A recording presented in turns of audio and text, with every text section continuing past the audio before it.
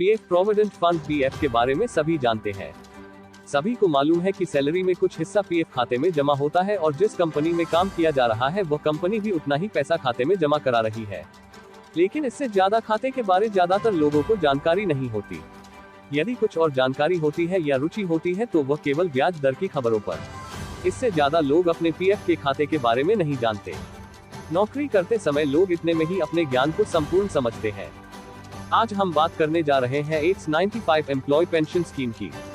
यह क्या है, इसका पीएफ खाता धारकों पीएफ अकाउंट होल्डर्स से क्या संबंध है, पीएफ खाता धारकों को क्या इसके बारे में पता है, क्या कंपनी पीएफ खाता धारकों को कभी इसके बारे में विस्तृत जानकारी देती है, क्या ईपीएफओ विभाग ईपीएफओ कभी इस बारे में अपने खाता धारक इसके बारे में बताता है, क्या खाता धारक खुद इसके बारे में ज्यादा जानने का प्रयास करता है। अधिकतर लोग इसके बारे में ना में जवाब देंगे।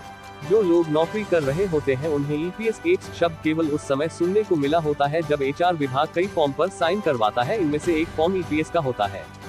एचआर साफ बता देता है, सरकारी फॉर्म है, भरना है, साइन करना है, नियम के अनुसार पैसे इसमें जमा हो जाएंगे। आप अपना खाता चेक कर सकते हैं। इसके बाद होता यह है कि अधिकतर साल में 1 या 2 बार अपने खाते में जाकर रकम देख लेते हैं, या फिर कंपनी द्वारा पैसे जमा कराए जाने के बाद ईपीएफओ विभाग से एक एसएमएस आ जाता है और पूरे काम की इतिश्री हो जाती है। यह गलत है। अमूमन ज्यादातर ऐसा करने वाले लोग अपने साथ अन्याय कर रहे हैं। यह अन्याय वे अपने साथ ही नहीं अपने परिवार के साथ और अपने पैसों के साथ भी कर रहे होते हैं।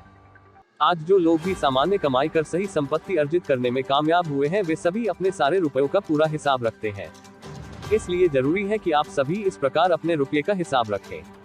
आपका पैसा कहां कहां है और किस स्थिति में उसका लाभ आपको और आपके परिवार को कैसे मिलेगा, आपके रहते हुए और आपके न होने पर भी। आज इस ईपीएस योजना के बारे में बात करते हैं, जो आपके पीएफ खाते के साथ ही जुड़ा हुआ खाता होता है। हर नौकरी करने वाले की सैलरी का एक हिस्सा कर्मचारी भविष्य निधि संगठन एम्प्लॉइज प्रोविडेंट फंड ऑर्गेनाइजेशन के खाते में जमा होता है। यानी आप ईपीएफओ खाता धारक हो गए हैं। इसके साथ ही ईपीएफओ खाता धारक है तो आपको कर्मचारी भविष्य निधि संगठन की ईपीएस 95 स्कीम 895 पेंशन स्कीम का आप हिस्सा बन जाते हैं। ईपीएस 95 स्कीम 895 पेंशन स्कीम, ये स्कीम साल 1995 में लागू की गई थी और वे सभी कंपनियां इस स्कीम के अंतर्गत आती हैं जो कर्मचारी भविष्य निधि संगठन के दायरे में आती है। इस स्कीम में प्राइवेट सेक्टर के कर्मचारियों को भी हर महीने पेंशन की सुविधा मिलती है। ईपीएफओ की ईपीएस स्कीम एक स्कीम के तहत 1 सितंबर 2014 के बाद से सभी पेंशनरों को कम से कम 1000 रुपये की पेंशन की भी व्यवस्था ईपीएफओ के माध्यम से सरकार द्वारा की गई है। यह पेंशन 58 की उम्र यानी रिटायरमेंट के बाद मिलनी शुरू होती है।